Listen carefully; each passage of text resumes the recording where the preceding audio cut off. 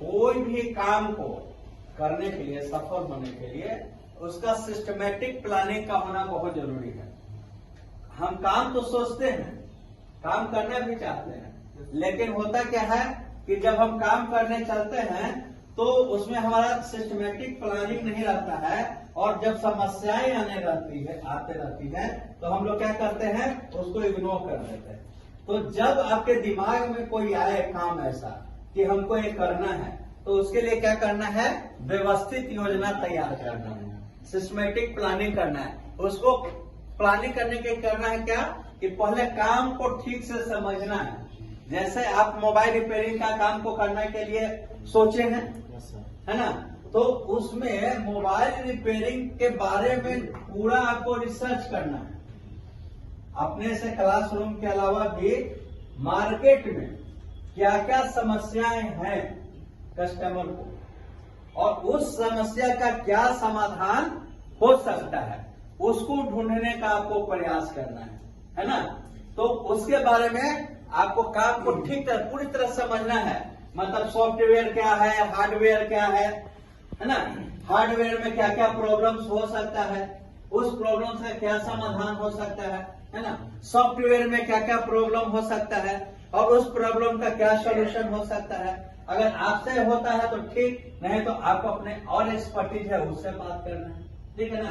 पहले जो काम करना चाहते हैं उस काम को पूरी तरह समझना है, पूछना ऐसा नहीं कि मन में आया मोबाइल खोलना है, दुकान खोलना है, ये किया मोबाइल का दुकान खोल दी, बैठ गया, उसे कोई फायदा नहीं। उसको पहले टाइम देके मार्केट सर्वे करना है, बाजार में पता करना है कि मोबाइल जिस लोकेशन में, जिस एरिया में हम काम करना चाहते हैं उस इलाके में उसका डिमांड है कि नहीं। डिमांड है तो कस्टमर किस चॉइस करता है, कौन सा पसंद करता है ना, क्वालिटी पसंद करता है कि क्वांटिटी पसंद करता है ना। कंपनी का मोबाइल रखेंगे कि लोकल भी मोबाइल रखेंगे, सर्विस में देंगे, कौन सा सर्विस देंगे, ये सब आपको पहले पता करना हुआ ना, तब में रखिएगा। तो वही कहता है कि आपको काम करने को ठीक ढंग से समझना काम है, समझ लेना है काम को। उसके बाद उसको क्या करना है, बड़े काम को छोटे छोटे में बांटना है। जैसे हमने आपको क्लास में बताया था कि आप क्या करिए, आप अपने नीड को ढूंढिए, आप अपने जरूरत को ढूंढिए और उस जरूरत को माइक्रो लेवल पर डे पर ले आइए, है ना, कि पर डे हमको कितना पैसा कमाना है। जैसे वहां पे हमने कहा था कि आपको 500 रुपया या 1000 रुपया रोज कमाना है। तो 1000 रुपया कमाने के लिए हमने प्रयास किया, तो हो सकता है कि 10 दिन लग जाए उसको 1000 रुपया कमाने का सोचने के लिए।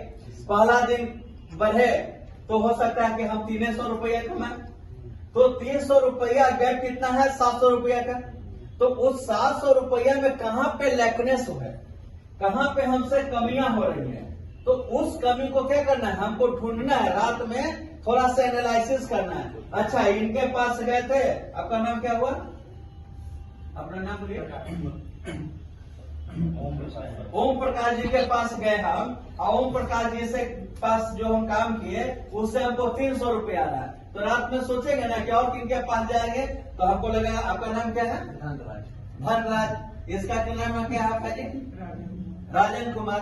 तो हम कल प्लान करेंगे कि अच्छा 2 और मित्र हैं, 2 और मित्र से सुबह जाके मिलते हैं, उससे डिस्कस करते हैं, वो कोई रास्ता बता दे, कोई आइडिया बता दे। तो वैसे अगर हम 1 महीना 2 महीना 4 महीना लगातार प्रयास करेंगे ना, तो क्या होगा कि हमको उस अपने टारगेट पे पहुंच जाएंगे। जो मेरा टारगेट है उस टारगेट पे हम पहुंच जाएंगे। तो क्या करना है, अपने बड़े काम को छोटे पार्ट में क्या करना है, विभाजित करना है माइक्रो लेवल पर।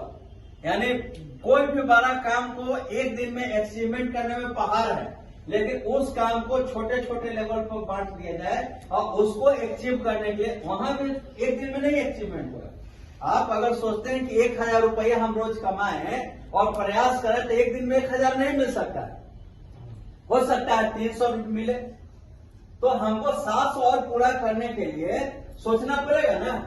यहाँ हम सोचते ही नहीं है, सोचते हैं कि जो यही मेरे किस्मत है, किस्मत में मेरा यही करके रहना चाहते हैं, अपने किस्मत के भरोसे। लेकिन अगर टारगेट बना लिए कि हमको करना है और उसमें सोच रहे हैं, तो देखिए धीरे धीरे आगे बढ़िएगा। उसके बाद क्या करना है, काम करने के लिए वैकल्पिक पद्धति खोजना। मतलब कि जो प्लान किए हुए हैं, जो सिस्टमैटिक चल, हम कहे थे ना कि उद्यमी का एक गुण है कि मान लीजिए कि कहीं जाना है, आपको टाइम दिया हुआ है, मान लीजिए कि यहाँ से स्टेशन आपको जाना है पटना जंक्शन। अब पटना जंक्शन में 40 मिनट का समय लगता है जाने में, पटना यहाँ से जाने में 40 मिनट का समय लगता है ना। और आप प्लान कर लिए कि 10 मिनट एक्स्ट्रा, 50 मिनट पहले अगर निकलेंगे तो मेरा 6 बजे का ट्रेन है, ठीक है, 6 बजे हमारा ट्रेन पकड़ा जाएगा। लेकिन आप यहाँ से निकले और राजा बाजार में भयंकर जाम, पूरी तरह जाम लगा है, और आप सिस्टम को, सरकार को दोष देने लगेगा और उसको कोसने लगेगा, तो लोग आपको क्या समझेगा, पागल समझेगा ना, बेवकूफ समझेगा। और उसमें आपको कोई फायदा हो रहा है?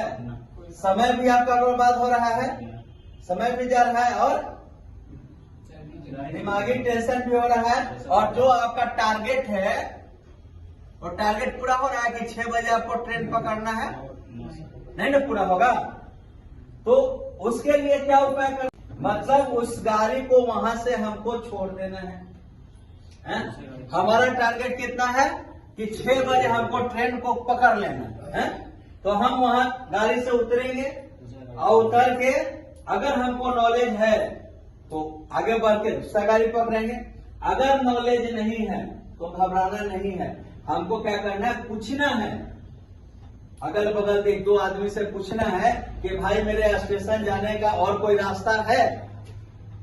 अगर 3 आदमी से पूछिएगा, 4 आदमी से पूछिएगा तो सब गलत आपको बताएगा।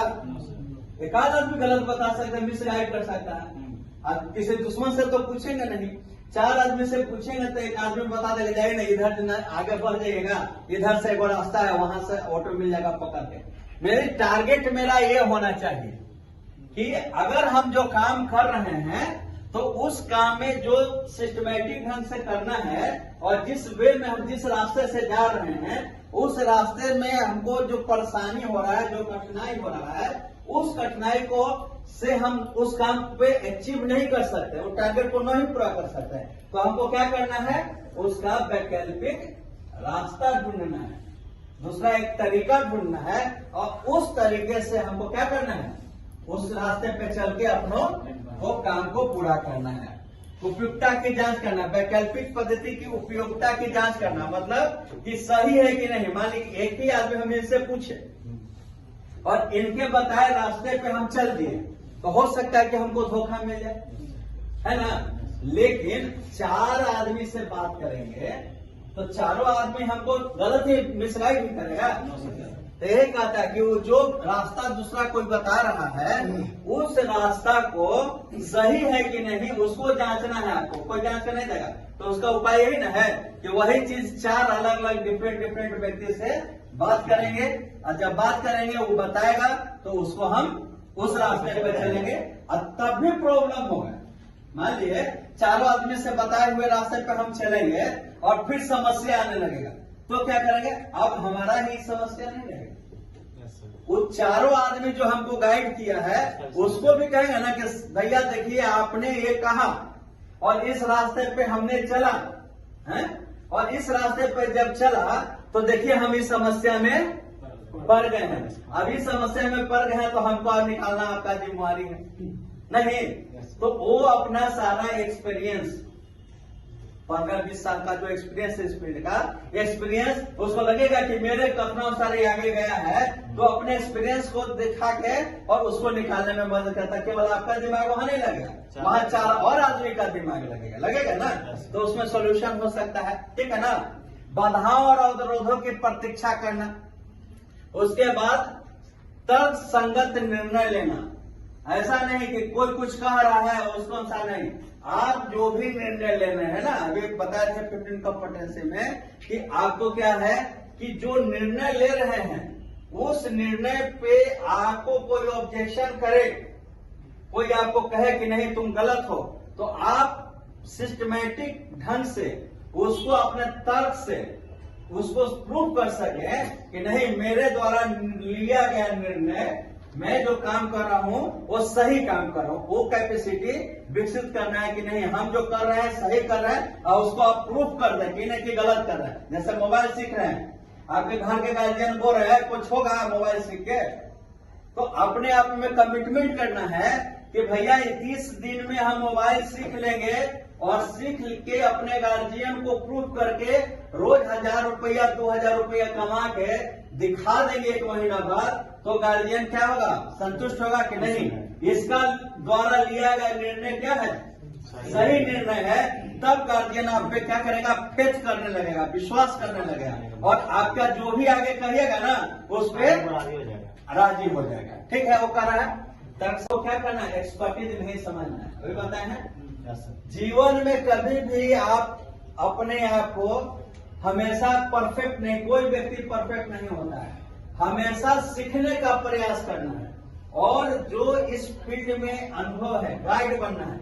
आप यहां से निकलेंगे तो अपने बाजार में मार्केट सर्वे करेंगे कि इस फील्ड में 10 साल 15 साल से कौन व्यक्ति काम में लगा हुआ है ना। 10-20 आदमी का लिस्ट बनाएंगे, उस लिस्ट में से कुछ ऐसे आदमी होंगे जिसको आप पर्सनली जानते होंगे। अब उस लिस्ट में से 3-4 बार मीटिंग करिए उनके साथ। मीटिंग 2 तरह का होता है, एक होता है कि नॉर्मल मीटिंग जो आप काम के लिए गए उसे इनफॉर्मल मीटिंग, एक अनफॉर्मल मीटिंग जब भी खाली समय है उनके पास जाकर आप बैठ गए तो क्या करेंगे, खाली समय में अपना एक्सपीरियंस शेयर करेंगे। अच्छा ऐसे काम कर रहे थे, ये प्रॉब्लम हो गया था, तो ये प्रॉब्लम में ये हो गया तो उसका ऐसे सुधार किए, उससे भी सीख होता है। ठीक है ना, और उनके अनुभव का लाभ उठाना है, और उनसे जब भी समस्या है ना तो उनसे जाके डिस्कस भी करना है। ठीक है, वो है। उसके बाद है अपना और दूसरे के आस विश्व संवेदनशीलता का ज्ञान, मतलब कि संवेदनशील होना चाहिए, मतलब जो काम कर रहे हैं ना वो एकदम संजीदगी से करना चाहिए कि हमको भाई करके देना है तो देना है, एनी कॉस्ट एनी हाउ। ठीक है, उसको करना है। फिर है कार्यतंत्र का तालमेल, मतलब सिस्टमैटिक प्लानिंग में तालमेल होना चाहिए कि जो समय पर दिए उसको करना है। इस तरह का जो अगर सिस्टमैटिक प्लानिंग करना सीख लीजिएगा और सिस्टम से काम करने लगिएगा तो क्या होगा कि आपके अंदर आज यहां से गए भर दिन काम करने के बाद शाम के बस 10 मिनट आप समय देना है, ज्यादा नहीं देना, मात्र 10 मिनट समय देना है कि सुबह से शाम तक जो काम किया हमने, उस काम में हमने जो सोचा था उसमें कितना मेरा प्रोडक्टिविटी काम है, मतलब हमको भविष्य में या अभी या भविष्य में इससे हमको लाभ हो सकता है। अब कौन सा काम अनप्रोडक्टिविटी है, बिना मतलब का हम समय बर्बाद कर लिए, तो इसमें पता चलेगा ना। तो शुरू में आपको लगेगा कि आप आधा घंटा ही अपने लाइफ के लिए दिए हैं, भविष्य के लिए, उसको धीरे धीरे धीरे धीरे आपको बढ़ा के 2 घंटा 4 घंटा 8 घंटा तक ले जाना है। एक दिन में नहीं संभव, ये एक दिन में नहीं संभव। इसको प्रैक्टिस करिएगा, 5-6 महीना में लाइएगा, और जब 8 घंटा अपने लाइफ के लिए और भविष्य के ध्यान में रखते हुए प्लान सिस्टमैटिक प्लान करके उसमें अपना समय इन्वेस्ट कीजिएगा तो आपको आगे बढ़ने से कोई नहीं हो सकता। ये है सिस्टमैटिक प्लान।